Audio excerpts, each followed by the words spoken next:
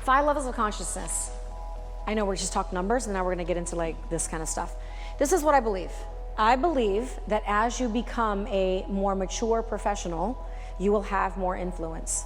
The more influence you have, the higher tickets you will do behind the chair, and the more influence you will have within the industry to open up your career to all different avenues.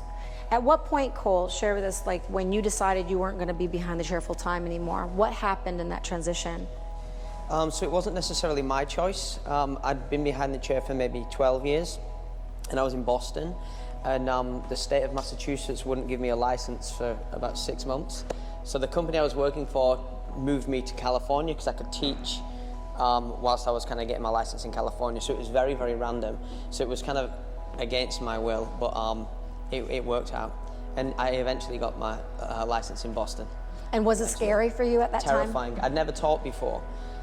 So I was kind of like learning on the job, and I remember my first day, they said, okay, you've got a class. I'm like, okay, for how long? They're like, all day today. And that was kind of it. So it was very scary, but as Nikki said, I think sometimes the scariest things turn out to be the best things you could ever do. Will that stay? Okay. Let me move this over here just a little bit here, guys, so this charger won't act crazy.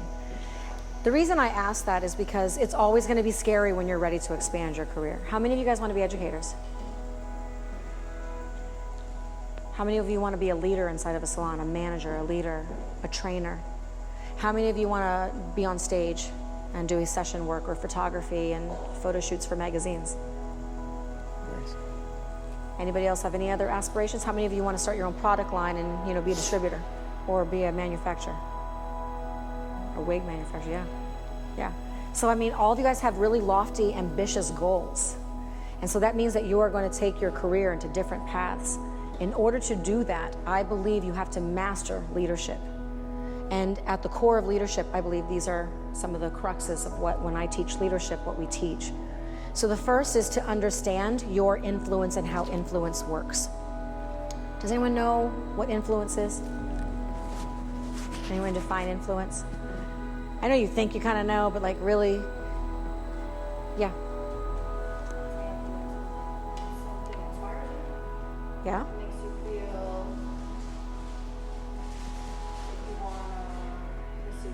Yeah. Yeah. It's opening your mind. It's opening your mind. Whatever happened opened your mind to thinking a different way and to trying something new, right? Yeah. I like it. You guys know what influence is. Anything to add for influence? So I believe influence is your ability to communicate and to act. So you're both communicating and acting in ways that inspires others to either follow or to change and make different decisions based on what they're doing, following your guidance and your leadership. That's what I really think leader influence is. It can be also social media influence, where you're watching somebody on social media, you're like, oh my God, she's so cute. I want to be just like her, right? I'm going to dress like her. It's still influence, still influence. And there's also negative influence. How many of you ever had toxic people in your team where they were influencing the team negatively? That's still influence. They're still powerful influencers. So we still need to make a choice of who we are influenced by and who we choose. But how many of you want to be influencers? Not social media influencers, but influencers in your life. Okay. So if we want that, we have to grow in consciousness. We have to become very aware.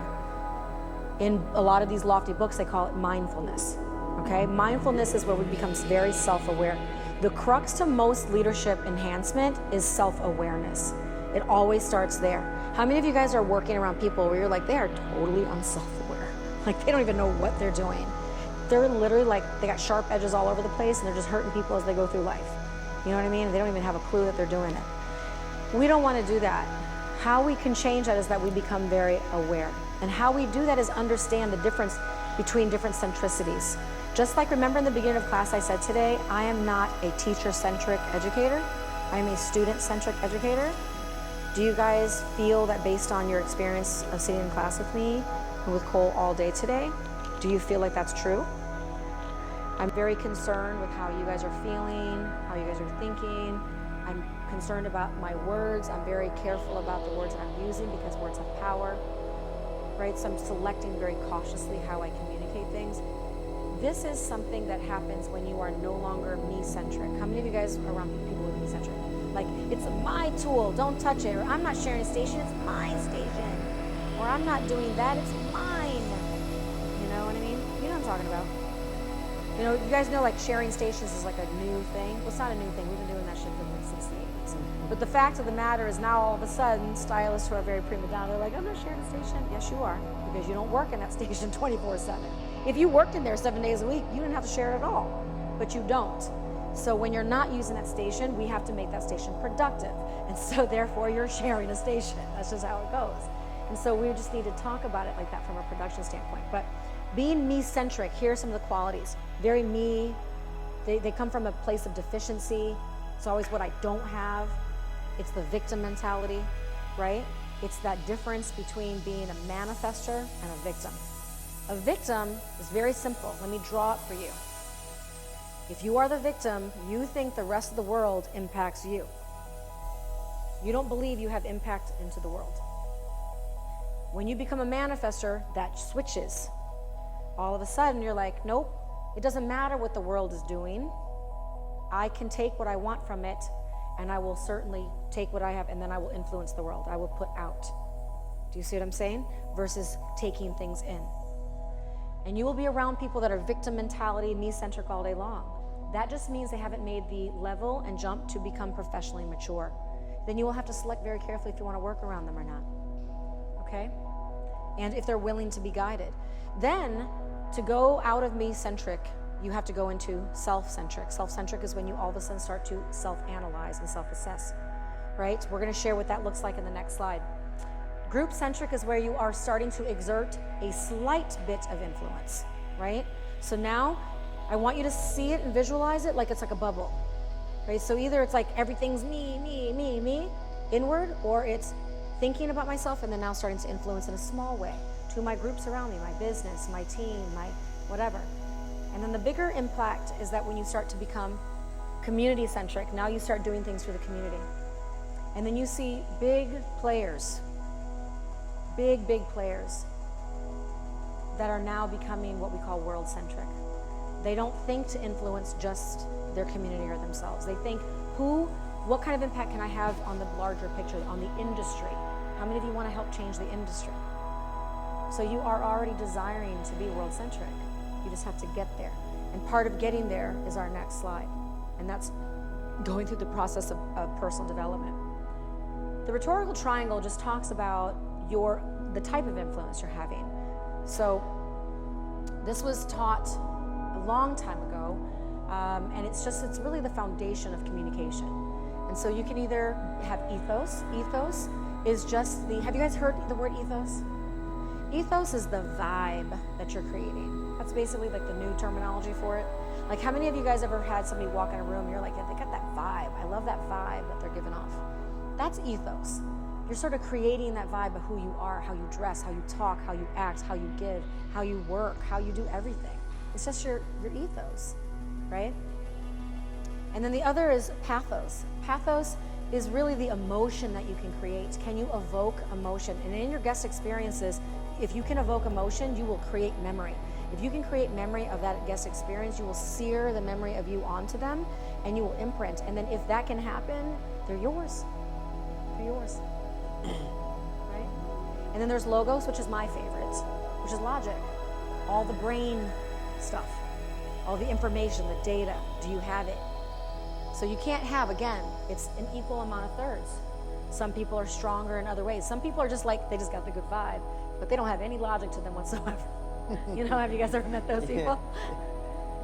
Where it's like me, I have to work on this because I'm to this, right? I just want to focus on all the logic, the data, the information, where it's going to put you guys to sleep. It'll make you guys go unconscious if I'm too much like that. So I got to be a little vibey, which is hard for me, by the way, just so you know. Cole's got great vibe naturally, right? I don't have it natural. It doesn't come naturally to me. So I have to work really, really hard at it. And scaling careers is really about leveling up.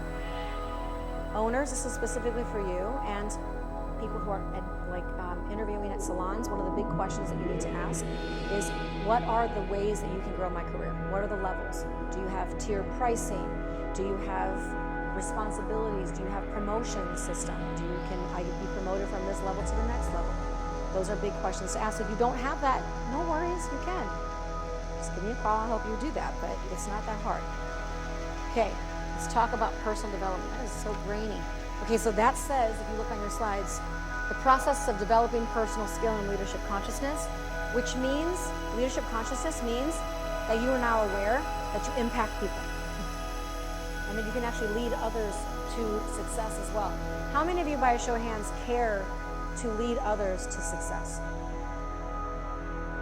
How many of you aren't sure about that just yet? You're like, I don't really care about people. I don't like them. I don't care. Anybody like that? Some people are like that. It's okay. Just know that about yourself and own it. Just be like, I don't really like you. I don't like people. Just leave me alone. And you'll see this a lot in independent salon stylists. They just want to be by themselves. They're just like, I don't want, it's like people bother me. And, I feel, worried about that type of thing. And that's okay. I'm not knocking that. I'm just saying, know if you're not that. Okay? All right. I know this slide looks really overwhelming, right? But it's quite magical. I'm going to share it with you in just a moment. So, this place, if you're me-centric, you're here. Okay? It means you're resistant.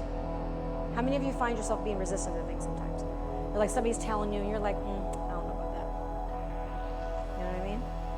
Right? You have to be proven, they have to prove themselves to you. Right? Is it sometimes out of comfort? Sometimes we're just like, I just want a job that's comfortable. It's too much. It's too much. I'm overwhelmed. This is why when I hear a lot of young people saying things about anxiety these days, it makes me feel concerned. Because I want you guys to accept that sometimes anxiety is good. Anxiety isn't bad all the time, okay? When anxiety comes from severe abuse, then that's bad. But when anxiety comes from living outside the comfort zone, that's good, right? We want that. Okay, it's normal. If you're in your comfort zone, you're controlled, you're guarded, agreed? You don't let a lot of people in, you got your walls up, right? This is okay, this is okay. Just know when somebody's there and leave them alone, okay? But try not to be that if you want to be a leader. Now, you got to get out, and how do you get out? You got to go into intention mode. You got to get into the intention of things. This is why it's important to write things down. Write things like your vision, your plan, your thoughts, your actions, all the things.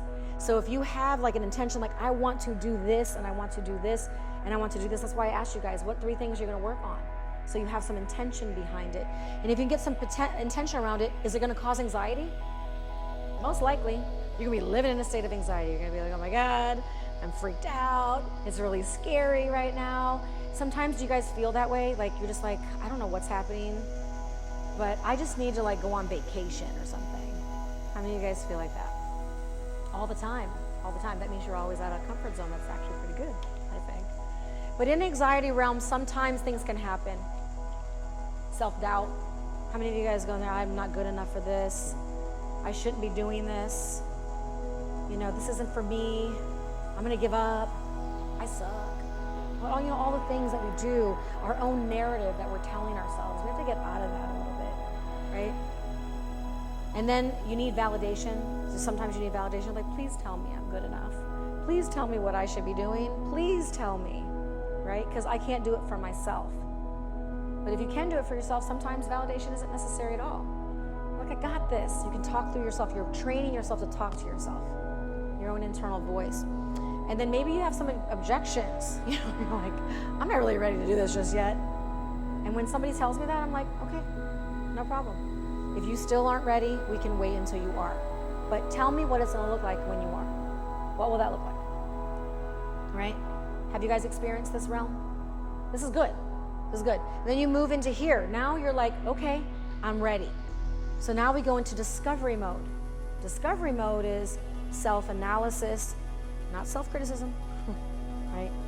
Self-affirmation, all the things. And here's the process. First, we become self-aware. That's the first step. If somebody is unaware of themselves and what they're doing, they need to be made aware. And most of the time, have you guys ever had those conversations with those people? And they're like, I don't do that. They're just, not only are they unaware, they're unwilling to accept feedback, right? right? So what's the point at that point? I'm like, all right, go back down to me-centric then. Then they start to self-regulate. Now they're starting to self-regulate. They're able to do it in their own head. They're able to be like, yeah, I talk way too much. I need to talk more, or I need to talk less, right? Or something, whatever it is that's happening. Then they become self-disciplined. So they're like, okay, I need to put some practices in place, and now I'm like, I need to focus on this, I need to do this, and I need to do it. So just like I said, you guys need to spend 4 to 6 hours of learning a week. How many of you will be self-disciplined enough to follow through on that? Who's asking? Who's asking? Okay. Are you gonna be self-accountable if you don't? You're like, yeah, I suck at that. I need to do better on that. I'm gonna do better next week. I'm gonna do 6 hours to make up for my lack of hours this week, right? So now you're gonna become self-accountable. Self-affirming. Self-affirming, in my opinion, is the most important one right here. Because that is where you are writing or rewriting the narrative that you are speaking to yourself. So you have to create a repetitive voice that gives you the new affirmation. Have you guys ever watched a Buddhist monk chant? Anybody? And they have the beads, and they're like, oh, they're saying the same thing over like 1,000 times. That is self-affirming language, and that's what a mantra is. What is your mantra? What are you speaking? What are you saying all day long? What are those self-affirming statements? And then are you reflecting? One of the favorite things that I do at night in bed, with your phone off, by the way, not while you're on Facebook or Instagram, but when it's shut down, is to self-reflect on the day. And there are a lot of times, my team will tell you, I'm texting them at night. So I'll think back and I'm like, I could have done better. I should have told her that was great. I should have done this a little bit differently. I should have said that differently. Just like I'll self-reflect tonight about all the things that I did today. I should probably change. I'm going to text and email, hold and have And then are you self-initiated? Do you turn on the ignition to doing whatever you decide you're going to do after you create the action plan? And then do you self-actualize? Self-actualize is making the shit happen. That's self-actualization. Make it happen. If you want to be an educator, say it and do it and make it happen. Don't worry about the rejection. In here, people are so worried about rejection, they don't even do it. Forget about rejection. Don't worry about it. Don't worry about the cancellations. Don't worry about the rejection. Take it as part of the par for the course. Yeah? And then self-edits. Now, how do you edit out of that? Once you do it a little bit, are you learning from it? Because you should. And then we go into where we call the sphere of influence. This is where you're world-centric. And now you're going to change things for others, not just for yourself. But you got to change things for yourself first. Now we can change things for others. Now you become solution-minded. How many of you guys know people that never create solutions? They're always creating problems, right? You're like, can you please just stop making problems and just give me a solution? Young juniors, one of the best things you can do when you have a problem in the salon that you're in is to think about the solution already and then go and say, oh, I have a solution to that challenge. Do you feel that's a challenge? I think we should do this. What do you think? I guarantee you the owner's gonna be like, God, thank God. Right, owners? You'd be so happy if somebody came up to you with a solution. So when you develop personal skills, you will expand your influence, you will expand your ability. So are you intentional and mindful, right? Do you guys know what that means? How many of you meditate? I know, you're like, this is woo-woo. I promise it has a purpose. Okay, woo-woo is good too. You don't have to always be brainiacs. Okay, sometimes if you don't meditate, I would absolutely encourage you to start meditating. Meditation encourages mindfulness. It encourages your brain, it trains your brain to narrow in on a thought and to meditate on that and reflect on that and create solutions around that. Do you seek purpose? How many of you guys need a purpose to continue on? How many of you guys are purposeless? You're just like, I don't even know what I'm doing right now. Just tell me what to do. People who lack purpose need to be told what to do all the time. Do you want to be told what to do all the time? Do you want to let people know what are some solutions to provide? So seek purpose. Seek purpose in everything. Okay? Sometimes people are going to be so annoyed by you seeking purpose, they're going to be like, will you just stop? Just stop. You know? Establish self-definition. Initiate self-evolution. Are you goal-driven? Do you thrive in discomfort, right? Have you mastered your skills? Are you able to do your skills with your eyes closed, right? And then do you, most of all, this last one, do you serve others around you? Do you serve your industry? Do you serve your team? Do you serve others? Do you serve your family? Right? So very important to realize that you're not a victim of the world. What you are is you are a servant leader to others. And when that happens, the world will be a better place, especially the world you're in, okay? I think that there has to be in employment, in that book, Employalty, they talk about that employee and loyalty are not the two. It's actually a trio with humanity at the end. He says it's actually a trio of things, and that employment needs to have more humanity in it these days. And I think that that's something that if I could encourage, that could happen in the beauty industry. If I could somehow, spearhead that, I would absolutely. If that could be my one choice in this industry to change, I would want to infuse the workplace relationship with more humanity. This is going to sound really crazy, but I don't know what you feel about this, but as I've helped a lot of business owners specifically grow their team members, I feel that business owners tend to be slightly codependent. So it's a need for validation. It's a need to, it's not enough professional detachment, in my opinion, in their leadership. It's too much attachment. It's unhealthy attachment, and versus strengthened detachment. I don't know if that makes sense.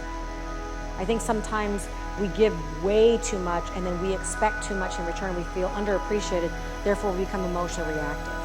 And I think that that's part of being codependent. So I think we need to grow up our leadership to become professionally detached, yet still very strengthened by humanity. Yeah, so here's what I think. I think sometimes you can give too much without the structure.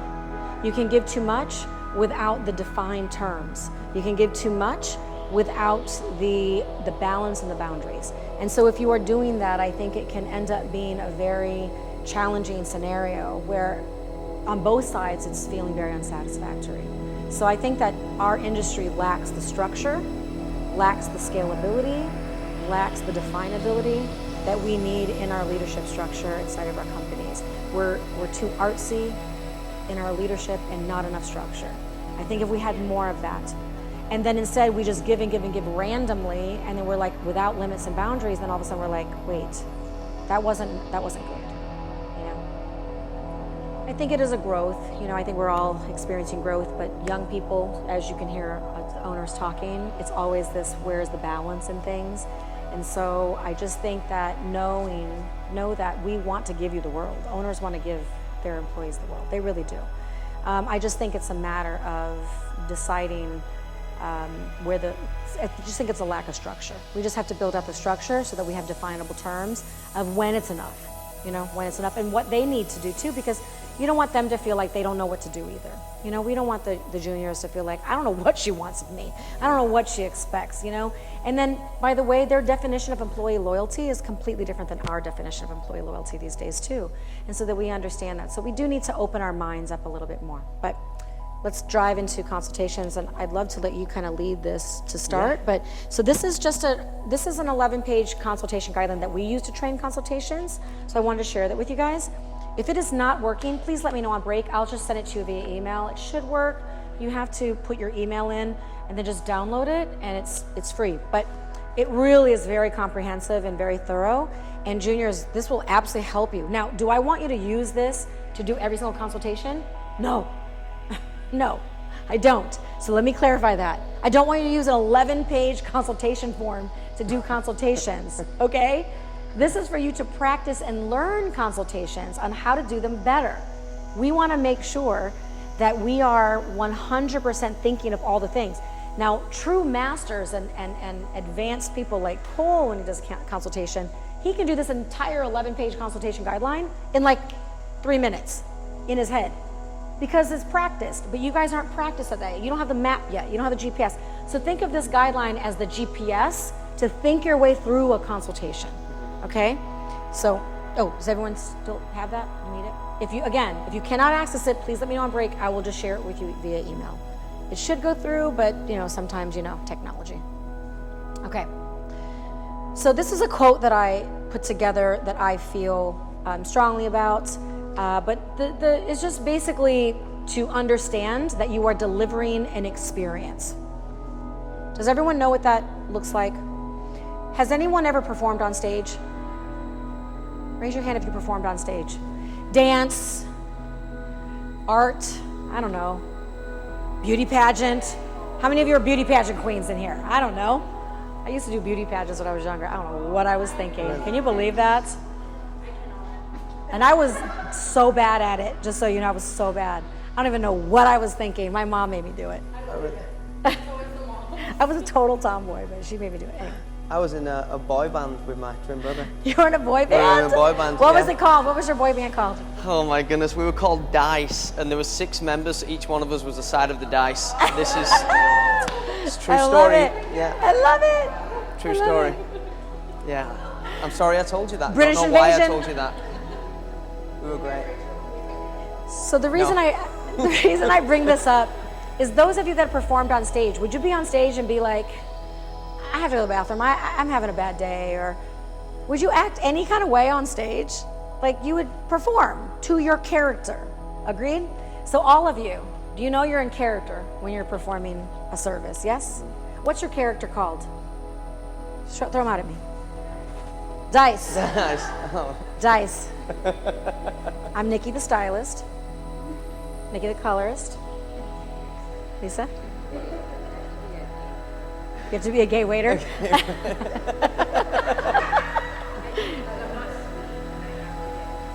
Yes. Yes. How many of you turn it on? Right? How many of you some days you don't turn it on? And you're like, what do you want? Why are you talking so much? Be quiet. I have a headache. How many of you do that? So you all have a persona, agreed? Okay, so if you have a persona, you're on a stage, agreed? So if you're on stage with a persona, would you act dumb on stage and not do your character?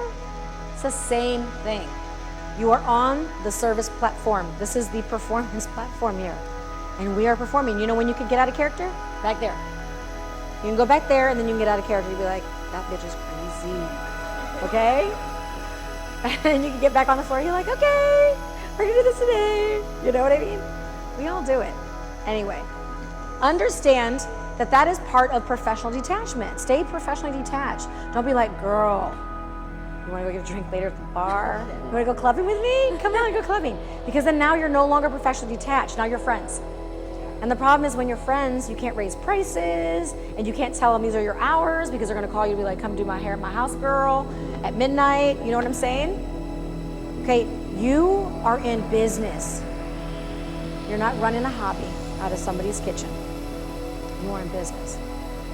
And so if you're in business, stay professionally detached. Now, if you find a client that you're just like, she is so amazing, I want her to be my best friend, then fine, make her your best friend. But just don't expect that that best friend is going to be your client anymore. It's just not going to happen, okay? There's just a fine line. This is why we have rules like don't date your clients. Agreed? That is called professional detachment. There should be a policy to that. Why are you smiling back there, Robbie?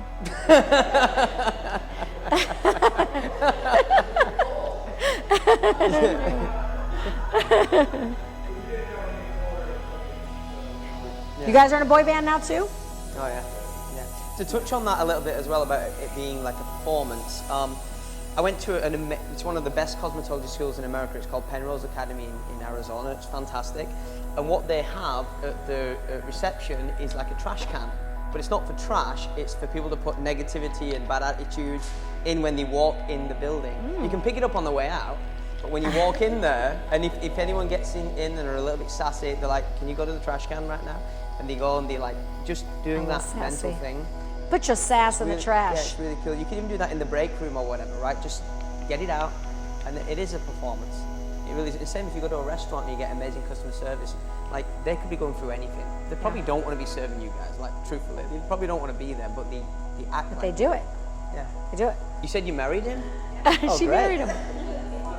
That's great. Cole, do you want to talk about anything like this? Yeah, I mean, I really believe that a consultation is by far the most important part about what you do every single day. Communication, right? Builds trust.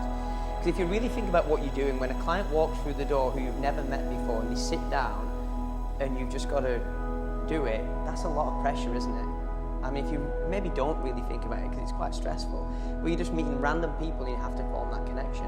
So I think the right questions, which I'll show you how I do in my consultation in a little bit, but I think it's so important. We like to say it's almost like a verbal contract or a verbal agreement that everything's going to be okay. And without it, has anyone here ever done somebody's hair and the client leaves and you're just not in love with it? Have you ever been at dinner thinking like, maybe I could have gone shorter on that, right? That's only because of consultation. We didn't get enough information from it. It's so important. You have to practice consultations as much as you practice balayage or anything else, which requires role playing. How many of you hate role playing? I know you all hate it, by the way, just so you know. I'm asking a rhetorical question. I know you all hate it, but the fact of the matter is you have to role play consultations. And I would also ask certain clients that you can trust to give you honest feedback to practice it with you. When they're a client, instead of your coworker, it's a better consultation role play, by the way. So, all right.